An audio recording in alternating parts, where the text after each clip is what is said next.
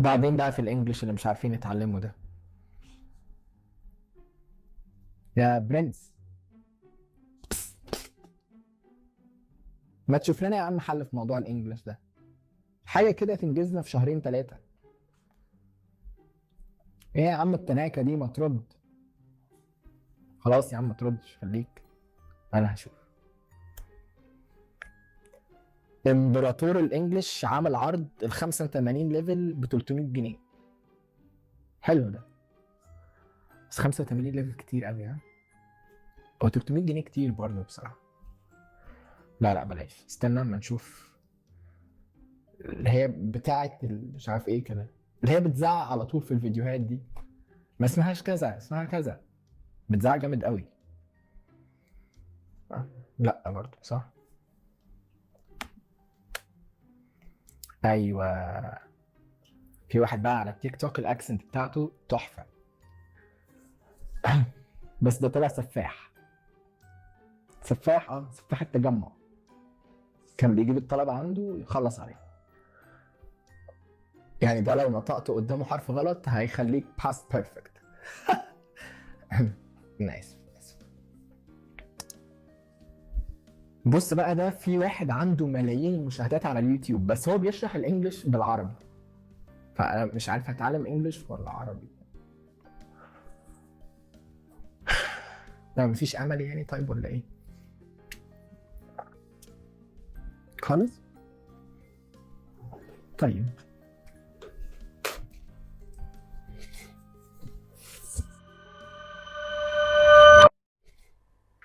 تعالى تعالى تعالى احكي لك حكايه كورس انجليش مدته 10 سنين. ايه 10 سنين؟ كورس ايه ده يا عم اللي مدته 10 سنين؟ يعني اقعد 10 سنين عشان اتعلم انجليش؟ مش عايز اتعلم انجليش اصلا. بس انا لازم اتعلم انجليش ولا مش لازم؟ طيب ولو لازم، ايه هي احسن طريقه اتعلم بيها؟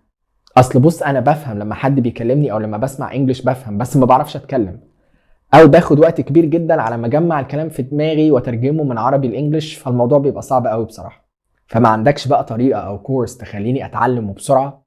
وهل لازم اصلا اخد كورس ولا ينفع اتعلم لوحدي اونلاين؟ والموضوع بياخد له وقت كده قد ايه؟ وايه هي احسن طريقه اتعلم بيها الانجليش؟ وابدا ازاي؟ تمام يا صديقي، حضر قهوتك وتعالى وانا هجاوبك على كل الاسئله دي. انا ماجد نوار، والفيديو ده مهم ليك لو انت عايز تتعلم انجليش صح. قبل ما نبدا، لو انت يا صديقي عايز تتعلم انجليش علشان بس تاخد الشهاده وتحطها في السي في بتاعك او تقدر تسافر بيها بره مصر من غير ما تتعلم بجد، فما اعتقدش ان الفيديو ده هيكون مفيد ليك. اما لو انت فعلا عايز تتعلم اللغه بعيدا عن موضوع الشهادات ده فكمل الفيديو. علشان نسهل الموضوع هنقسمه لمجموعه اسئله. اول سؤال: هو انا لازم اتعلم انجليش؟ في الواقع يا صديقي ربع سكان الارض بيتعلموا انجليش. ايوه بالظبط كده زي ما سمعت، ربع سكان الارض بيتعلموا انجليش. ليه؟ علشان ببساطه الانجليش هو اللغه الرسميه على مستوى العالم، او اللينجوا فرانكا. يعني ايه لينجوا فرانكا؟ يعني اللغه الرسميه على مستوى العالم، او اللغه المستخدمه في السياحه، في البيزنس، وفي التعليم. فانت لو شخص بيبدا الكارير بتاعه او بتحاول تتطور في الكارير بتاعك او بتدور على منحه في بلد اجنبيه، فان انت تتعلم انجليش ما بقاش اوبشن اصلا، بقت حاجه الزاميه. نيجي بقى للسؤال التاني: ابدا ازاي؟ وعلشان اجاوبك يا صديقي على السؤال ده هسالك سؤال تاني: انت عايز تتعلم ايه بالظبط؟ هل انت عايز تتعلم اللغه كلها بكل الكومبوننتس بتاعتها، القراءه والكتابه والاستماع والجرامر والفوكابولري والصوتيات واللانجوج فانكشنز والاكسبريشنز والايديومز والفريزال فيربس؟ ولا انت عايز تجيب سكور في تيست معين زي الايلتس او التويفل علشان تستخدمه ان انت تسافر بره او تقدم بيه على هجره او منحه؟ ولا انت عايز تتعلم اللانجوج علشان تتكلمها؟ فاجابتك على السؤال هي اللي هتحدد تبدا ازاي. فحدد في الاول انت عايز تتعلم اللانجوج بغرض ايه بالظبط، وبعدها هنحط بلان علشان تشتغل عليها. نيجي بقى للسؤال الاهم: ايه هي البلان؟ وعلشان اجاوبك على السؤال ده اسمح لي يا صديقي اشرح لك حاجه في الاول اسمها اللانجوج اكويزيشن بروسيس. يعني ايه؟ يعني الطريقه العلميه اللي بيتم بيها تعلم اي لغه جديده، مش لازم انجلش، عربي، سبانيش، فرنش. واللانجوج اكويزيشن بروسيس دي بتعتمد على حاجتين: حاجه اسمها الانبوتس او المدخلات، والاوتبوتس اللي هي المخرجات. ايه يا عم انت كبرت الموضوع كده ليه؟ ما كانش كورس انجلش يعني. خليني ابسطها لك. الانبوتس والاوتبوتس دي عامله زي وصفه الاكل، او انت عايز تعمل اكله معينه او طبخه معينه، فبيكون عندك حاجة اسمها ingredients اللي هي المكونات، والريسيبي اللي هي الطريقة اللي انت بتحضر بيها المكونات دي مع بعض علشان توصل في الاخر للاوتبوت اللي هو الاكلة بتاعتك. وكذلك اللغة، يعني مخك لازم يدخله مجموعة من المدخلات او الكومبوننتس بتاعت اللغة، مكونات اللغة، علشان بعد كده تقدر تبروديوس اللغة. حاجة كمان مهمة محتاج تعرفها يا صديقي قبل ما نحط لك خطة تتعلم بيها اللانجوج، هي انواع السكيلز بتاعت الانجليش. وهنا عندنا نوعين من السكيلز: الريسبتيف سكيلز او المهارات اللي انت بتستقبلها زي الريدنج والليسننج، انت بتسمع او بتقرا، المحتوى بيكون جاي لك انت ما بتطلعوش، فدي اسمها ريسبتيف سكيلز. والنوع الثاني من المهارات اسمه برودكتيف سكيلز، واللي هي المهارات اللي انت بتخرجها زي الرايتنج والسبيكنج او الكتابه والمحادثه. والحقيقه ان انت ما ينفعش خالص تفصل الفور سكيلز عن بعض، لان كلهم مرتبطين ببعض علشان يكونوا في الاخر اللانجوج اكويزيشن اللي احنا قلنا عليه. تعالى بقى ناخد كل مهاره من دول ونشوف ازاي ممكن نطورها. تعالى نبدا بالريسبتيف سكيلز اللي هي الريدنج والليسننج. واهم حاجه تطور بيها الريسبتيف سكيلز دي هي ان انت ببساطه تسمع كتير وتقرا كتير. اقرا ازاي؟ ما انا ما بعرفش اقرا. هتبدا بحاجه اسمها جايدد ريدنج. والجايدد ريدنج هو نظام بيقسم القراءه لمجموعه مستويات، بتبدا من المستوى القليل للمستوى الاعلى. فانت بناء على مستواك هتحدد الليفل بتاع الريدنج اللي انت هتبدا منه وتبدا تقرا. وانت بتقرا يا صديقي مهم جدا ان انت تريد فور ا بيربس او تقرا لغرض معين. وكذلك الاستماع، لازم تسمع بغرض معين. يعني حاول تقرا علشان تطلع من اللي انت بتقراه كلمات او تعبيرات جديده. حاول تسمع علشان تلقط من اللي انت بتسمعه الاكسنت والبرونانسيشن والنطق الصح للكلمات. وحاول طول الوقت ان الحاجات اللي انت بتاخدها من مهارات القراءة والاستماع تدونها او تكتبها. مع الوقت كل ما هتسمع كتير وتقرأ كتير، كل ما حصيلة الكلمات بتاعتك هتزيد، وكل ما فهمك للكومبوننتس او الستراكتشر بتاعت اللانجوج هتزيد. وده هيساعدك في البرودكتيف سكيلز اللي هي الرايتنج والسبيكنج. وعلشان تحسن المهارتين دول لازم تهتم بالريسبتيف سكيلز. يعني زي ما قلنا الكلمات اللي انت اخدتها من الريدنج والليسننج هتبدأ تستخدمها في الرايتنج وفي السبيكنج. خلينا بقى نزوم ان كده على اكتر مهارة الناس كلها بتبقى عايزة تهتم بيها، وهي مهارة المحادثة. تعال بقى اقولك على 3 حاجات اساسية ممكن تعملها علشان تطور بيها مهارة المحادثة بتاعتك. اهم طريقة تطور بيها مهارة المحادثة بتاعتك هي ان انت تسمع كتير. Surround yourself with English، يعني خلي حواليك دايما انجلش طول الوقت. لو انت في العربية شغل الراديو بالانجلش، اتفرج على افلام بالانجلش وبالترجمة، بودكاست بالانجلش، اغاني بالانجلش. حاول على قد ما تقدر تبراكتس الانجلش بتاعك.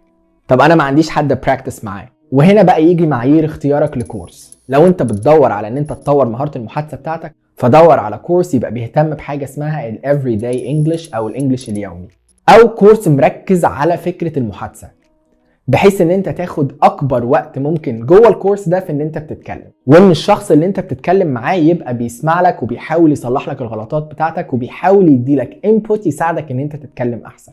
طب هو في كورسات كده؟ هسيب لكم لينك في الديسكربشن لكورس المحادثة اللي بنقدمه في انكافيه وفي سبيس، واللي هيساعدك بشكل كبير جدا تطور مهارات المحادثة بتاعتك. اما لو انت بقى بره مصر في بلد فيها الانجليش بيستخدم بشكل كبير، فالفرصة جاتك لغاية عندك. حاول على قد ما تقدر تبراكتس الانجليش بتاعك في المحيط اللي انت عايش فيه. حاجة كمان هتساعدك ان انت تطور مهارة المحادثة عندك هي ان انت تحاول تمرن مخك على ان هو يفكر بالانجليش. بيفكر بالصيني.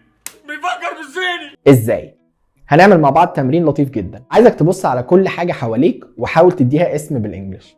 يعني مثلا ساعة clock، curtain، couch، computer، table، light. تمام؟ حاول بقى دلوقتي توصف كل حاجة من الحاجات اللي انت قلتها. مثلا the clock is black، the couch is big، the table is brown، the light is bright. فايدته ايه التمرين ده؟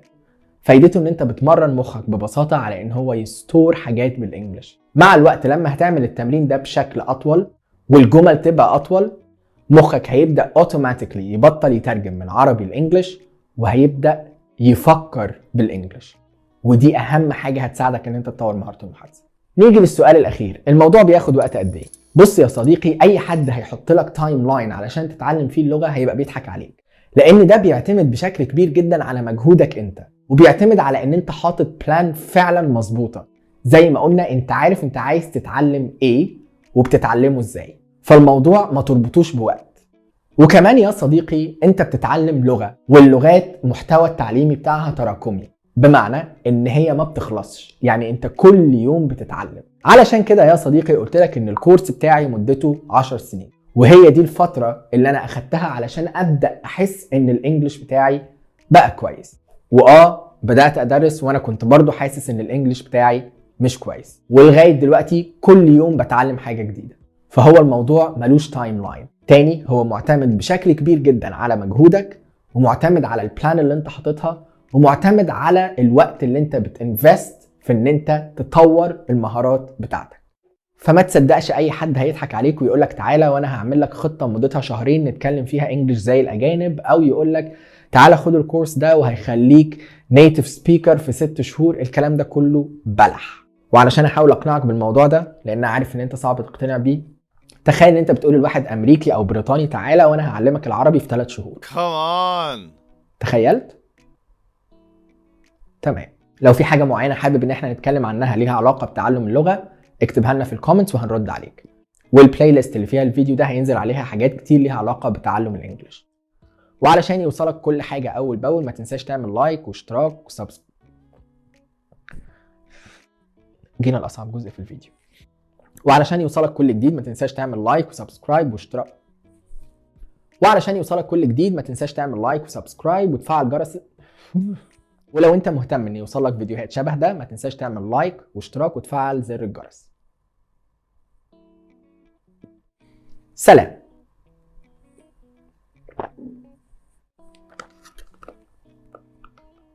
Tubasa says hi.